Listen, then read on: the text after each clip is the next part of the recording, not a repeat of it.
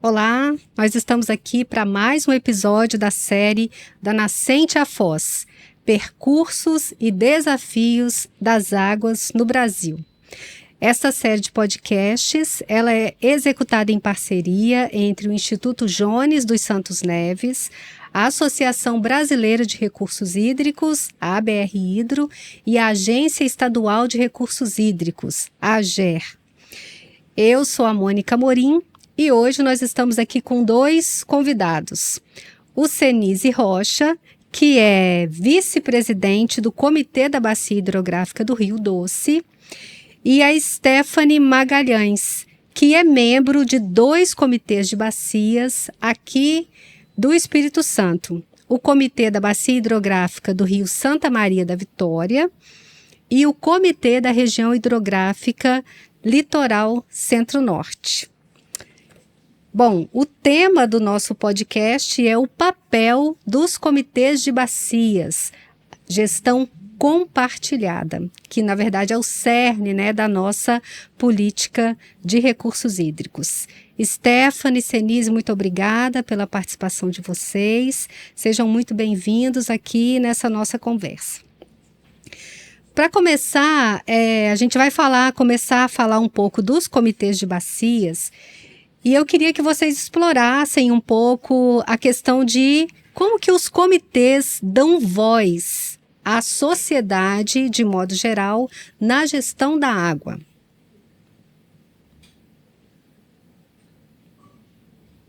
Stephanie. Bom, obrida pela oportunidade de estarmos aqui, falando sobre um tema tão importante que é o Comitê de Bacias Hidrográficas. Bom, primeiro lembrar que o Comitê de Bacias Hidrográficas ele é trazido pela Política Nacional de Recursos Hídricos, a Lei das Águas, a 94, 93, 97. Então, ela traz essa importante ente da gestão das bacias, que é a questão dos comitês de bacias. E aí, pensar que a gestão ela tem que ser sempre compartilhada, não é uma gestão trazida de forma descentralizada, onde existe a participação fundamental da população, e aí a gente, como que se efetua essa participação, Os comitês de bacias, eles são compostos por representantes do governo, do poder público, da sociedade civil organizada e dos usuários da água naquela bacia hidrográfica. Então, por meio dessa composição, se faz aí a plenária, das reuniões dos comitês de bacias, e é por meio dela que são, então, feitas as deliberações, as consultas, a aprovação do plano de bacias, que é uma das principais atribuições aí do Comitê de Bacias, e, dessa forma, são colocadas as realidades daquela bacia, dentro daquela reunião, as prioridades são trazidas, e através das metas que são pactuadas dentro dos planos, aquilo ali começa a tomar forma, e aí a gente consegue começar a, de fato, ver a implementação dessas ações da bacia, de forma a alcançar o interesse da sociedade daquela bacia hidrográfica. Ok. E para você, Senise, como é que isso funciona e dá voz à sociedade através dos comitês? Olá, Mônica, Stephanie, agradecer pela oportunidade aqui, pela ABR Hidro, da gente tratar desse assunto tão relevante, para mim é uma causa de vida, gestão de recursos hídricos. Como disse a Stephanie, a primícia dos comitês, a partir da legislação que diz que deve haver a descentralização da gestão, é oportunizado a sociedade exatamente integrar esse sistema para tomadas de decisões, deliberações em prol da melhoria das bacias hidrográficas. Então, nós aqui no âmbito do Doce, é um esforço árduo promover essa participação popular. Ela não é fácil. O nosso sistema, já há quase 30 anos, após a 9433, a legislação de 97, que instituiu o Sistema Nacional, nós ainda estamos muito aquém do ideal de ter esse sistema amplamente participativo. Nós percebemos que ainda há uma restrição de participação, porque as pessoas não se interessam muito por essa pauta. Mas nós vemos um esforço muito grande por parte de quem está no sistema, de cada vez mais inserir outros e buscar uma participação popular mais intensa da sociedade, Mônica. É interessante, Senise, que você falou assim que as pessoas ainda não se interessam muito, né, por essa pauta, né, e que vocês estão há tanto tempo aí, a política de recursos hídricos em vigor há tanto tempo. E assim, é interessante, né, esse fato de que uma pauta que é tão importante, né, tão fundamental para a vida das pessoas ainda não chama a atenção da maioria da população. A Stephanie falou que os comitês são compostos, né, por representações do poder público, da sociedade civil, né, organizada e dos usuários de água. E, assim, como é que a gente pode dizer que funcionam as decisões no âmbito dos comitês de bacias hidrográficas? Por exemplo, assim, com relação a conflitos pelo uso da água ou aos próprios instrumentos de gestão, como é que funcionam essas decisões e para vocês, quais que são as decisões mais importantes, né, que são tomadas no âmbito dos comitês de bacias e que, assim, deviam, né, chamar a atenção e mobilizar a sociedade de modo geral? Quer começar, Stephanie? Posso falar. Bom, dentro dos instrumentos, então, que a gente tem e que perpassam aqui pelo Comitê de Bacias, a gente tem grandes instrumentos, que é o Plano de Recursos Hídricos, né, o Plano de Bacias, como a gente chama, e ali ele vai dar todo o direcionamento do que é prioridade dentro daquela bacia hidrográfica. Então, dentro da elaboração, né, desse plano, os comitês de bacias, eles têm a possibilidade ali de definir, né, a partir daquelas perguntas norteadoras que a gente tem, que rio que a gente tem, que rio que a gente quer, que rio que a gente pode ter. Então, ele vai ter um enquadramento, né, daqueles corpos hídricos dentro do limite da bacia hidrográfica, e aí o comitê tem aquela grande oportunidade de colocar a sua vontade, né, como sociedade representada ali pelos seus participantes, de qual é a qualidade que vai ser estabelecida, então, de água, para que a gente tenha uma evolução, né, na qualidade ao longo do tempo. Então, essa, para mim, é uma das partes importantes, assim, da presença do Comitê de Bacias, porque passa pela aprovação do comitê, né, depois do plano elaborado, e a questão da cobrança também, que é uma coisa que chama muita atenção, é uma coisa que a gente ainda está iniciando. No último Incob, inclusive, foi assinado, né, o decreto do governador, onde a gente tem agora a cobrança a nível do Estado. Alguns comitês já fazem o uso da cobrança. O Santa Maria da Vitória, que é um dos que eu participo, a gente já está em vias de finalização da forma de se cobrar, né, porque apesar de ter sido trazido essa regra geral para o Estado, cada comitê pode, olhando para o seu território, colocar coeficientes diferentes e pesos diferentes, né, dentro da bacia, e a gente está em fase final de elaboração da minuta com essa fórmula, né, com essa forma de se fazer a cobrança dentro do Santa Maria da Vitória. Então, eu acho que esse também é uma parte muito importante, porque o retorno, né, que vai ter para a sociedade, com a arrecadação de todo esse uso das águas, ela vai ser investida na própria bacia. Então, vai ser promovida a sustentabilidade ambiental, a qualidade, a melhoria das nossas águas, e tudo isso é muito importante. Sem contar na outorga, que também, de certa forma, passa pelo comitê, principalmente quando a gente fala lá das metas progressivas, né, quando vai se tentar fazer uma outorga de um lançamento que a gente não consegue, de fato, aportar pelas regras normais, e aí precisa-se do apoio do comitê para entender se pode se flexibilizar ou não aquele tipo de lançamento, e o comitê ele vai ter papel fundamental em definir o que pode, o que não pode, qual que é o prazo que vai ser dado. Então, acho que dos instrumentos, assim, dentro do Comitê de Bacias, eu destacaria esses três, assim, que são, para mim, os mais importantes. Senise, eu vou aproveitar, Senise, para te pedir, assim, com relação a essa pauta dos instrumentos, né, para você dizer, né, quais que são esses instrumentos já implementados na Bacia do Rio Doce, né, que é um grande modelo aí para o Brasil, e como que o Comitê da Bacia do Rio Doce toma as suas decisões, né, e coloca em prática as suas decisões. Então, para nós aqui do Doce, somos o primeiro comitê de domínio da União com todos os instrumentos já aprovados, Agora, implementá-los, efetivá-los, que é o maior desafio. O último que restava era o enquadramento. Nós fizemos isso não só na calha federal, no âmbito do Comitê do Doce, mas fizemos também nos comitês de rios afluentes. Então, nós conseguimos agora chegar nesse ápice de ter todos os instrumentos e ter as condições necessárias para fazer a ampla gestão dos recursos hídricos. Esse é um primeiro passo relevante, importante, mas a partir de agora o desafio ele aumenta ainda mais.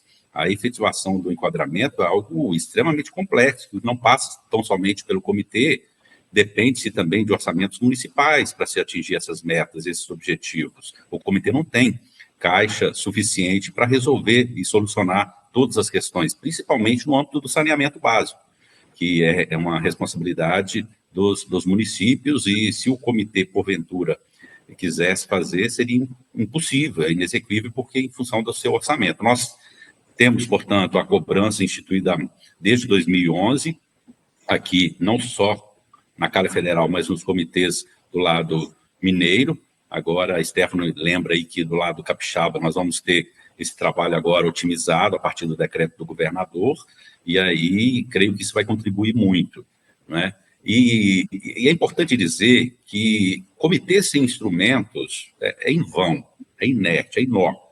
Eu fico imaginando, nós que temos aqui, só restava o enquadramento, nós já tínhamos um trabalho muito ativo, muito dinâmico junto ao nosso território, e eu fico percorrendo o Brasil e vendo realidades completamente antagônicas, e imaginando qual que é a função de um comitê que não tem cobrança, que não tem o seu plano de bacia aprovado, qual que é a função desse comitê na prática, sabe? Então, a gente, apesar da lei já estar prestes a completar 30 anos, a gente vê realidades muito discrepantes pelo Brasil afora, e tristes realidades, que passam essencialmente muito por uma vontade política. E aí a gente percebe que muitos estados avançaram, outros nem tanto, e na pergunta inicial sobre como tomar as decisões, para você melhorar a qualidade e a quantidade das águas, você precisa de recursos, você precisa de estratégias. Tudo isso passa pelo sistema de informação, que é um dos instrumentos, né? Uma agência robusta, o braço executivo do comitê, fazendo na prática o que é necessário, executando as ações, né? E essa tomada de decisões é muito importante, Mônica, no processo, porque é a prerrogativa do comitê, a partir do seu plano de bacia, elencar, porque quando a gente consegue um plano de bacia, né, Steph, a gente imagina todas as soluções, mas isso a curto prazo não é possível. Então, a gente tem que elencar as prioridades, o que é execuível naquele curto, né, o que a gente chama de PAP ali, em torno de 2 anos. A gente tem que priorizar o que é mais urgente, o que é mais emergencial, e isso passa por uma decisão extremamente política do comitê. As regiões mais vulneráveis, qual que é a prioridade do comitê daquele território naquele momento? É uma educação ambiental? É um plano de saneamento básico? É proteção de áreas de preservação permanente? São as nascentes? É sistema de monitoramento? Nós temos que exatamente definir o que o território quer resolver primeiro. E isso é um processo no qual os membros dos comitês têm a prerrogativa de fazer de uma forma articulada, positiva. A gente chama do parlamento das águas, exatamente porque é ali que se discute amplamente e se toma as decisões, e elas são necessariamente respeitadas. A gente precisa de muita capacitação, Mônica, para a tomada dessas decisões. A gente percebe em determinados segmentos, ou como o comitê ele é dinâmico, e a gente não tem as pessoas ali fixas, não é? A gente tem sempre pessoas oxigenando o sistema. Precisamos de muita capacitação, busca de conhecimento, para que essas decisões sejam mais assertivas possíveis.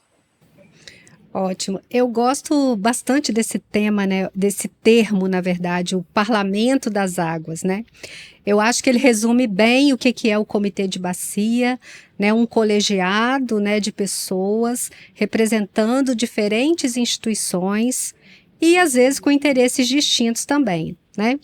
Então, só para tentar sintetizar um pouco assim o que vocês falaram, né? A gente tem como instrumentos de gestão o plano de recursos hídricos, né? O plano de bacia, o enquadramento dos corpos de água em classes, a gente tem a outorga, a gente tem o sistema de informações, a gente tem a cobrança, né? A ideia é que os recursos advindos da cobrança, eles sirvam, como a Stephanie colocou, né? Eles sejam revertidos em ações dentro da própria bacia, né? Mas o Senise enfatizou, assim, que apenas os recursos da cobrança não são suficientes para colocar em prática todas aquelas ações dispostas no plano de recursos hídricos, por exemplo, né? Você falou das ações de saneamento, né? Que precisam envolver outras fontes de recursos. Então, assim, são muitas coisas que passam por dentro desses colegiados, né? E muitos temas, assim, de relevância muito grande, que passam pela apreciação e pelas decisões de um comitê de bacia hidrográfica. Aí eu queria que vocês explorassem agora um pouco, né? Pode ser dentro do âmbito dos comitês que vocês participam, que vocês conhecem. O que é que vocês consideram ações bem-sucedidas e que tenham sido lideradas, né? Que tenham sido definidas pelos comitês de bacias? Posso falar. Bom, dentro do Santa Maria da Vitória, do comitê, a gente teve uma experiência muito positiva, assim, e eu vejo que uma das ações, assim, dentro das representações que eu faço desde o tempo que eu estou lá, que mais foram assertivas, foi uma iniciativa do comitê de se fazer implantação no Alto Santa Maria da Vitória de biodigestores. Foi captado um recurso pelo fundo estadual para implementar biodigestores na região ali da cabeceira, porque já existia um diagnóstico onde o município já tinha mapeado a sua região rural ali, da região do início mesmo do Santa Maria, e aí existiam muitas propriedades que não tinham tratamento de esgoto, né? E aí uma das indicações desse estudo, desse diagnóstico, foi que se a gente tivesse um tratamento dentro das propriedades, a gente teria uma melhor qualidade na região ali da cabeceira. Então, foi feita uma parceria com a prefeitura, inclusive, para que o comitê ele subsidiasse, como falou, né, os próprios biodigestores, e a prefeitura fazia ali a instalação por meio da Secretaria de Obras. E foi feito esse convênio, e aí foi realizada essa instalação desses biodigestores, e eu vejo, assim, que essa foi uma das ações, assim, muito positivas que foram realizadas no âmbito do comitê, porque isso foi tratado como iniciativa do comitê para a prefeitura, né? E foi, assim, de fato, um ganho muito grande em termos de qualidade ambiental, até mesmo de conscientização daquela mesma população ali dentro da região onde foi implantada. E sem o comitê ter recurso da cobrança, né, Stephanie? Isso, ainda não temos, né, porque não fazemos ainda, então precisamos usar o recurso do fundo.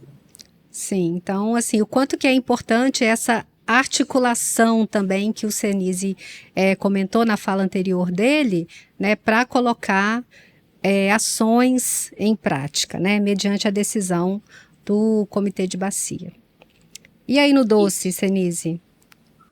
Então, Mônica, no passado nós tivemos aqui um investimento muito significativo, que foi o patrocínio dos planos municipais de saneamento básico. Dos 230 municípios da Bacia do Doce, nós conseguimos financiar 160 planos. É um documento extremamente estratégico para soluções e que, infelizmente, a sua maioria estão engavetadas nos municípios, nas prefeituras, mas foi um patrocínio do comitê significativo. Depois, nós temos duas iniciativas, tem o Rio Vivo, que busca a proteção de nascentes, também o saneamento rural e retenção de sedimentos, que a gente ainda não startou, mas está nesse pacote. É um desafio muito grande a gente construir caixas de retenção das estradas, fazer barraginhas, algo que a agência ainda está moldando, mas está dentro da estratégia do Rio Vivo. E temos o Protratar, saneamento, e o Protratar de segurança hídrica, onde a gente está buscando financiar projetos dos municípios construírem as suas soluções no âmbito do tratamento do esgoto e de fontes alternativas, de busca de fontes alternativas para a água para abastecimento público e o tratamento também, o aprimoramento dos sistemas de tratamento de água para abastecimento público. Esse Protratar também está, os editais são sempre lançados pelos comitês de âmbito estadual e também pelo Comitê Federal, e a gente vê uma boa adesão por parte dos municípios que estão recebendo esse aporte financeiro para aperfeiçoar os seus sistemas e a gente conseguir evitar descarga pontual de esgotamento nas regiões urbanas, principalmente também buscar sanar essas deficiências no tratamento e no abastecimento público de água dos municípios. E investimentos que a gente tem feito também no fortalecimento dos comitês. A gente busca muito promover ações, tanto no âmbito de capacitação, como oportunizar aos membros articulações, como realização de atividades, eventos, onde esses membros buscam aprimorar os seus conhecimentos e troca de experiências com outras regiões. Isso é muito forte. Atualmente, estamos muito focados na questão da educação ambiental, que tem sido uma pauta muito cara para nós e essencial para que possamos fazer a sociedade entender o papel do comitê e buscar mais aliados, e fortalecer e otimizar também as ações do comitê. Porque quando incide o processo de recomposição do nosso parlamento, do nosso conselho, dos nossos comitês, a gente observa em algumas regiões, e às vezes no âmbito do Comitê Federal, um pouco interesse por parte da sociedade em buscar participar dos comitês. A gente percebeu isso no último pleito.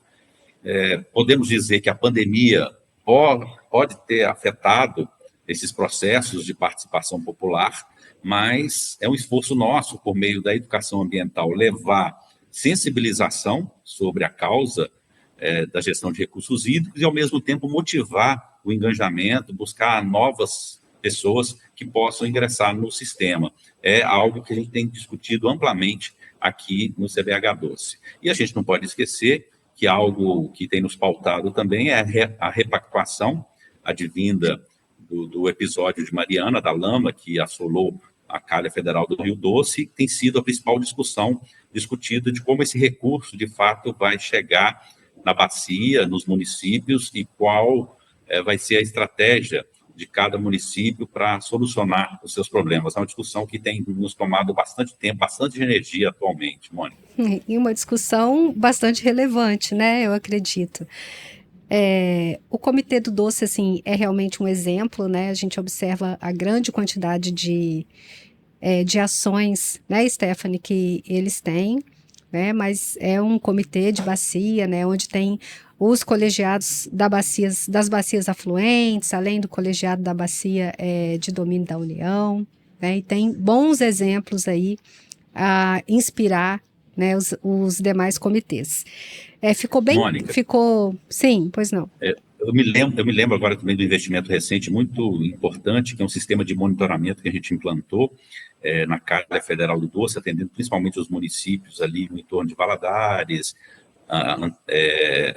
a montante e a jusante de Valadares, que sofrem muito com as cheias, e esse sistema agora, a partir desse apoio, desse aporte que o Doce fez, e aí a parceria com outras instituições, para criar exatamente uma rede de monitoramento, algo também muito importante, um investimento feito recentemente. Muito bom. Uma coisa que ficou clara, muito clara assim, na fala de vocês dois, é a importância do envolvimento dos municípios. E para a gente fechar aqui, eu queria que vocês falassem rapidamente, né, o que é que nós podemos fazer para fortalecer a gestão compartilhada. Da cama hoje,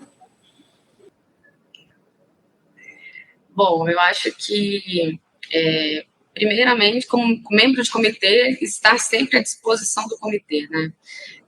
Quando a gente fala da representação da sociedade civil, do governo, enfim, dos usuários, eu acho que mais do que estar ali como membro, representante da prefeitura, enfim, é você ter a consciência de que você faz parte de um conselho ali, de algo que vai, de fato, trazer melhorias para aquela bacia, que você tem a responsabilidade, enquanto membro, de estar realmente intencionado a fazer o seu melhor ali dentro, seja dentro de alguma câmara técnica que você faça parte, que eu faço parte da câmara técnica de saneamento, de regulação. Então, quando vierem as propostas, que você também consiga, com a sua expertise técnica, né, colocar ali à disposição do comitê para que a gente tenha, de fato, um ambiente fortalecido, para que aquilo ali realmente dê o retorno que a sociedade precisa, né?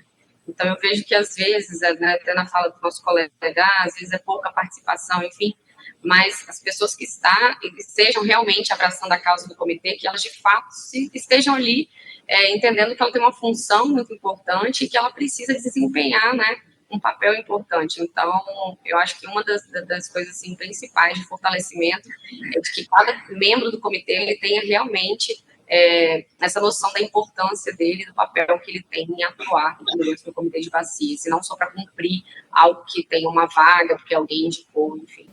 Ótimo. Seria isso. É uma representação com representatividade, né? E para você, Senise, o que a gente faz para fortalecer a gestão compartilhada? Então, eu creio que exatamente o caminho é esse, é despertar essa consciência nas pessoas que ingressam no sistema da enorme responsabilidade que elas têm de tomada de decisões muito importantes para o seu território, que impactam o presente e o futuro da bacia hidrográfica. Essa semana, o CBH Manhuaçu promoveu, o CBH Manhuaçu é um dos comitês que integram aqui a gestão do Doce, é um dos rios afluentes, inclusive divide aqui com o território capixaba.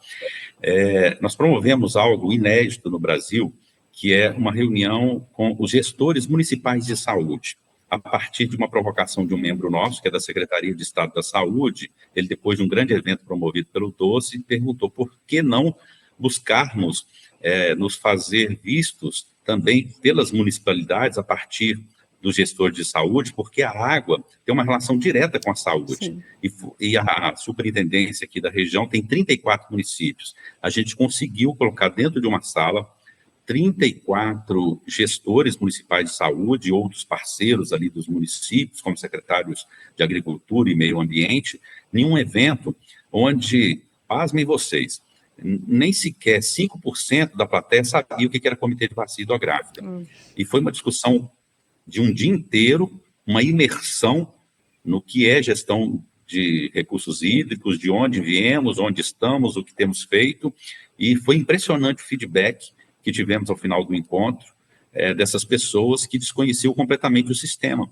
A gente, aqui no Doce, discute muito a estratégia de comunicação e educação ambiental e mobilização para exatamente a gente falar além, ou a gente diz que é furar a bolha, falar além desse público que participa desse circuito, desse sistema. Muitas das vezes é dito no nosso meio que falamos para convertidos, falamos para nós mesmos. Então, às vezes, né, Stephanie, a gente sai de casa, o familiar não sabe para onde você está indo, o que você está fazendo em comitê de bacia, o vizinho não sabe que você participa desse sistema. Então, é um sistema ainda pouco conhecido. Então, eu creio que esse fortalecimento parte também por uma ampliação da nossa comunicação, que tem que ser exercida não só pelos comitês, mas eu acho que também pelos órgãos gestores, o poder público, tem que fazer, nós temos que fazer um pacto, uma aliança para propagar ainda mais a nossa agenda, a nossa pauta e a nossa causa. Eu acho que, como nós somos ente de Estado, quando eu trago aqui a questão dos órgãos gestores e o poder público, nós somos ente de Estado. E nós temos essa responsabilidade também de fazer parte de algo tão relevante que tem uma estrutura que parte do Estado. E temos que nos aliar. Por exemplo, nós temos uma questão cultural de não reconhecimento, às vezes, dos comitês, que nos deixa indignados. Quando se formou a Força Tarefa, Stephanie e Mônica, aqui quando aconteceu em 2015 o episódio de Mariana, se criou uma Força Tarefa Federal e não incluiu o Comitê de Bacia. No dia seguinte se criou uma Força Tarefa Estadual e não incluiu o Comitê de Bacia, sendo que em qualquer outra cultura do mundo, digo isso, o comitê seria o primeiro a ser acionado, concorda? É só na cultura brasileira que você ignora os próprios pares, nós somos filhos do Estado, né? Então, essa consciência ela precisa ser mudada, da relevância do papel dos comitês, não só internamente, mas externamente, para outros também, para que a gente possa ter um reconhecimento e um destaque ainda maior na sociedade, né? É assim, é meio pesado o que eu falo, mas eu acho que é mais ou menos por aí, para a gente ganhar escala e não ficar restrita a esses guerreiros, né, que como a Stephanie disse, que se dedicam, que têm essa responsabilidade, têm esse reconhecimento, mas às vezes fica num circuito mais fechado, né? Uhum. Perfeito. É importante, então, ampliar, né? Levar para as outras pessoas, né? Os não convertidos, o papel dos comitês e a gestão compartilhada. Stephanie, Senise, eu quero agradecer vocês, a participação, a conversa tão agradável, tão importante aqui sobre esse tema. E quero convidar você que quer conhecer mais sobre outros assuntos relacionados à água, a acompanhar essa série e participar no mês de novembro do 26º Simpósio Brasileiro de Recursos Hídricos, que vai acontecer aqui no estado do Espírito Santo. Muito obrigada.